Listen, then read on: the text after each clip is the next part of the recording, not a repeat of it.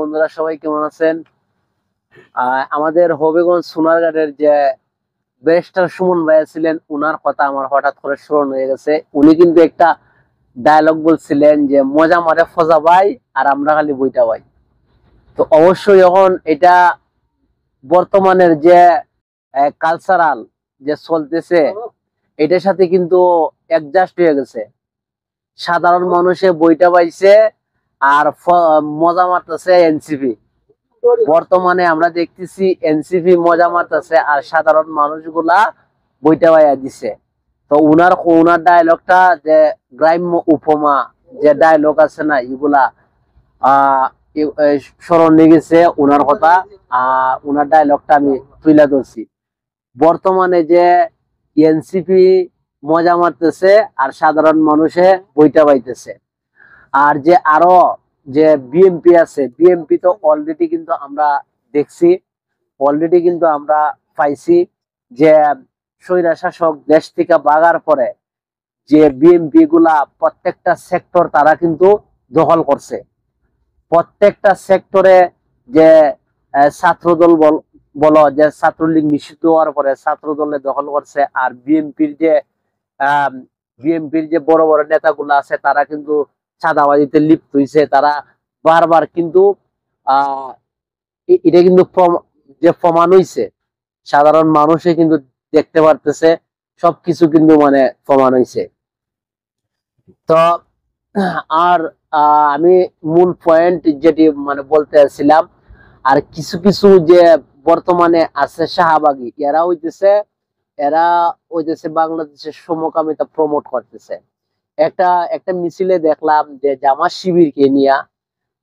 শিবিরকে নিয়া তারা বলতেছে জামাত শিবির হইতেছে রাজাকার, তোরা দেশ ছাড়।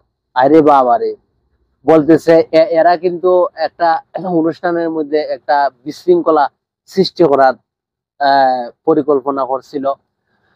তো এনসিপি কিন্তু জায়গায় জায়গায় ঘুরতেছে আর মজা মারতেছে টাকা পাইয়া। তারা কিন্তু যেটা কথা ছিল তারা এটা না কইরা বর্তমানে কিন্তু এনসিপি জায়গায় জায়গায় ঘুরতেছে আর তারা কিন্তু মজা মারতেছে। আর যেগুলা যে দখল যেসব জায়গা দখল করার কথা ছিল, যেসব জায়গা আওয়ামী লীগ ভাগার পরে সেসব জায়গা কিন্তু বিএনপি দখল করে নিছে প্রত্যেকটা সেক্টর।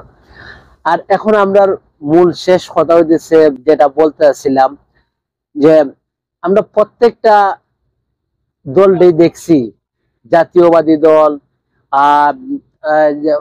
জাতীয় পার্টি দল, যে বিএনপি দল, তারপরে আওয়ামী লীগ 15-16 বছর অর্থাৎ 17 বছর যে তারা দেশ শাসন করে গেছে, প্রত্যেকটা মানুষেরই দেখছি। এখন আমরা একটা দলটা দেখলে কি হয়, একটা জামাত শিবির আসলে কি হয়, জামাত শিবির না অর্থাৎ যে কোনো একটা ইসলামিক দল আসুক, যে কোনো একটা ইসলামিক দল আসুক, তারা আমরা দেখবো সমস্যা কি, তো সমস্যা নেই। একবার যদি তারা যদি দেশ লুটপাট করে খায়া জায়গা সমস্যা নাই। এমনিতেই মানে প্রত্যেকটা দলে মানে আইসা আইসা খাইতেছে। আর অলরেডি প্রত্যেকটা দলে মানে তারা ওই ক্ষমতা যাওয়ার আগে তারা অনেকেই কিন্তু মানে দখল করতেছে জায়গায় জায়গায় জায়গায়, প্রত্যেকটা সেক্টর দখল করতেছে। এটা তো আমার মুখের কথা না, আমি কিন্তু অনেকে কিন্তু বলতে পারেন মানে বিএনপির দুর্নাম বলতেছি। আমার ফ্যামিলির প্রত্যেকটা মানুষই বিএনপি করে, ঠিক আছে। আমি কিন্তু চাইতেছি এখন বর্তমানে একটা জামাত শিবির যাইতো, জামাত শিবির অর্থাৎ বর্তমান ধরলাম একটা বিএনপির পরে জামাত শিবির বর্তমানে বড় একটা দল আছে। আর অন্যান্য দল তো ধরেন হেফাজত ইসলাম কিংবা চরমোনাই, আরো তো তারা তো ইসলামিক দল, তো ছোট দল, তারা তো অবশ্যই জামাতের খাতারে এখনো দাঁড়াইতে পারছে না। এজন্য আমি ইসলামিক দল হিসেবে জামাত শিবিরে বর্তমানে সাপোর্ট করতেছি, কারণ প্রত্যেকরে দেখছি, এবার আমরা একটু দেখি না।